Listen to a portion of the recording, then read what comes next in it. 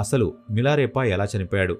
ఒకరోజు ఒక వ్యక్తి మిలారేపాని పెళ్లికి ఆహ్వానించాడు. అతని కోసం ఒక ప్రత్యేకమైన ఆసనాన్ని కూడా సిద్ధం చేశాడు. ఆ పెళ్లికి వచ్చిన వారిలో ఒక ధనిక పండితుడు కూడా ఉన్నాడు. అతను మిలారేపాని ఆహ్వానించడానికి చేసిన ఏర్పాట్లను చూసి చాలా ఆశ్చర్యపోయాడు. అతన్ని ఒక ఆసనం పైన కూర్చోబెట్టడం చూసి భిక్షాటన చేసుకునేవాడికి ఇంత అద్భుతమైన ఏర్పాట్లు ఎందుకు? ఇతను నాకంటే పెద్ద పండితుడా అని అడిగాడు. కాసేపటికి అతను మిలారేపా దగ్గరకు వెళ్లి, మీరు చాలా జ్ఞానవంతులని విన్నాను. ఒకసారి ఈ పుస్తకాలను చదివి మీ జ్ఞానాన్ని పంచండని చెప్పాడు. ఇది విన్న మిలారేపా, ఈ సంసార పుస్తకాలను చదవడం వల్ల ఏమీ లాభం లేదు. నేను వీటిని చదివి నా సమయాన్ని వృధా చేసుకోవాలనుకోవడం లేదని చెప్పాడు.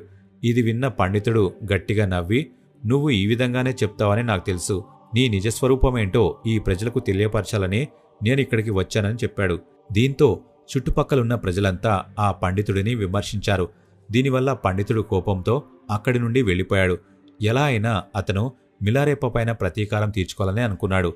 ఏదో ఒక విధంగా మిలారేపాని చంపాలని అతను పథకం వేశాడు. అతను ఒక మహిళను కలిసి, నువ్వు విషం కలిపిన పెరుగుని మిలారేపాకి తినిపించాలి. ఒకవేళ నువ్వు ఈ విధంగా చేస్తే ఖచ్చితంగా నేను నీకు ఒక వజ్రాల హారాన్ని ఇస్తాను.